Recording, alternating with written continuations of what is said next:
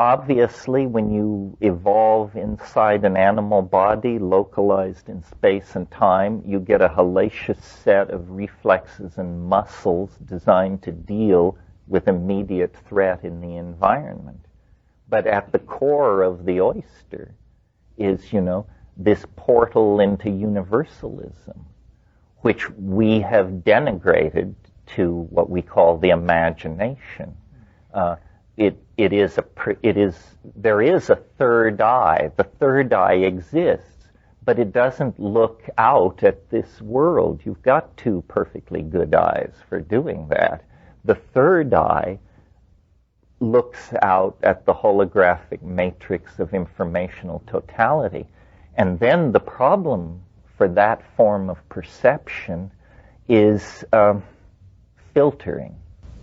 Would you say that another word, you use the word... Well, Atman means soul or being, or...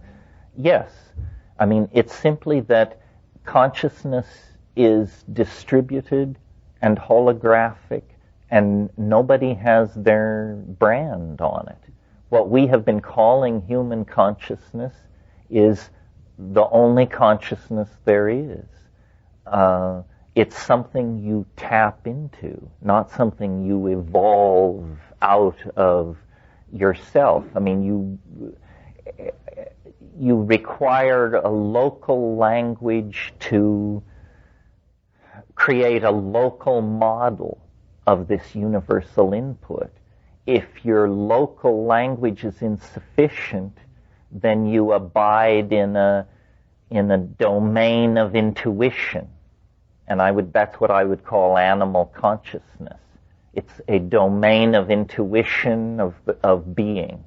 Animals intuit being. But given a more advanced nervous system, a more advanced cultural toolkit, the intuition changes into a direct perception. And you begin to make poetry and experience loss and feel love, and you begin to feel the emotional outlines of the enterprise of being, and how far one can go into that. I assume it's infinite, or at least appears infinite from our limited position. The thing that makes psychedelics so central to a discussion like this is they are the only thing which pulls the plug on the illusion created by local language. That's why people are both in love with it and terrified of it, because it addresses a fundamental aspect of reality, and it addresses it incontrovertibly. And people who feel culture as a safety zone that is keeping at bay the black oceans of God knows what, are not interested in taking psychedelics. On the other hand, people who feel confined by the cultural dream and who want to cross the black oceans of who knows what to see what's on the other side, they embrace that same experience as a God-sent gift. But it's the same phenomenon. So it addresses, one's own fundamental relationship to the unknown. Local languages, like local cultures and architectural styles and everything else, are designed to create, I think, an infantile sense of security. One of the bees up my rear end these days is the idea that culture is not our friend, that we have been very naive about what culture is and how it is something designed for the convenience of the species. And, it could turn you into a janitor or a banker or a celebrity or anything else with no interest or concern for whether that's good for you. It plays with individuals, and most people think, or at least here I think most people think, that when you get to be, I don't know, 30, 35, 40 or something, you have jumped all the hurdles. You got your college degree, you had some children, you made some money, you lost some money, maybe you had a marriage, maybe you had several. And anyway, people sort of get the feeling, well, I've done it. Actually, the major adventure still lies ahead. And the major adventure is to claim your authentic, true being, which is not culturally given to you. The culture will not explain to you how to be a real human being. It will tell you how to be banker, politician, Indian chief, masseuse, actress, whatever, but it will not give you true being. And maybe this is the voice of somebody who just turned 50 talking, but I thought it would get simpler. It doesn't, because this rejection of culture thing is the last and hardest step to take. And there are all kinds of impediments to taking it. The fact that in middle age, if you've played the game right, you get a lot of money. That's totally stultifying in most cases in terms of going forward to the next level. It's almost as though culture is an enterprise self-organized to buy you off at the moment when you might be most dangerous to its values and goals.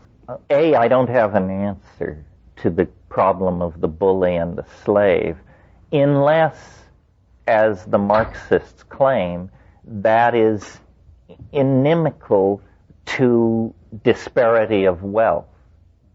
Because I think disparity of wealth is a transient phenomenon based on a limited technology.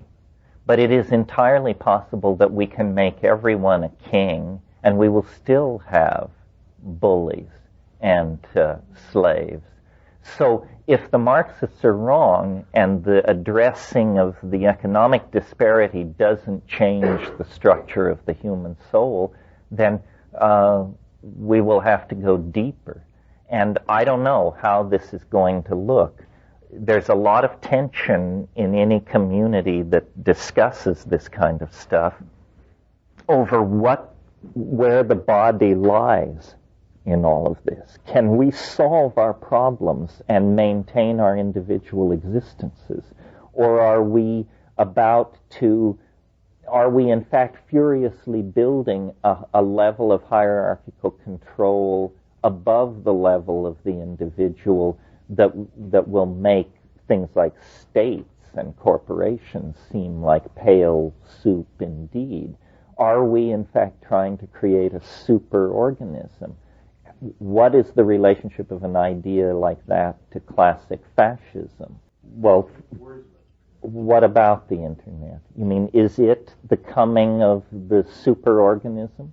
It is prosthesis on an incredible scale.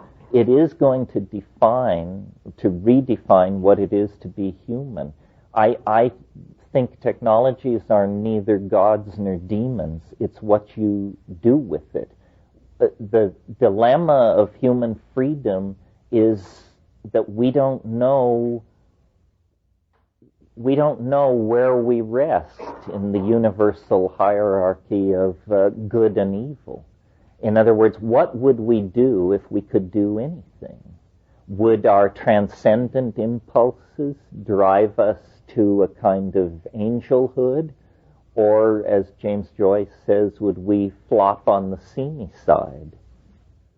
And the answer normally given is some would do one and some the other. But what if we erase that possibility of individual action, and is there then only one destiny? And then what shall it be, and who shall decide? I would be fairly pessimistic if I saw this all going on a level playing field. But it isn't going on a level playing field. transcendence is favored. Nature seems to be in the business of building systems which transcend themselves. We can see that as far back in time as we care to look and throughout all of nature. So it seems like we actually have a hell of a tailwind helping us toward the transcendent other. Probably that is what will make the difference. We couldn't have done it by ourselves, but we happen to be in a universe which is itself involved in the process of bootstrapping to higher levels. Well, you know, in Revelations, the Ancient of Days is described as there's a sword which comes out of the mouth. It's a very hard image to picture, but a sword, a turning sword, which comes out of the mouth. And of course, the whole Western myth of creation is the world was made by an utterance. In principio et verbum et verbo caro factum est. In the beginning was the Word, and the Word was made flesh. And in some sense, I think what is not stated there is that then out of the flesh, the Word must be redistilled. That's the second half of the historical process. In this book, the statement is made, God created man in order to taste the bitter fruit of time.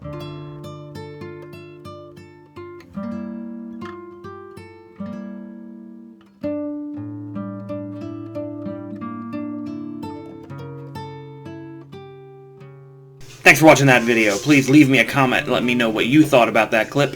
And please remember to like this video and subscribe for more.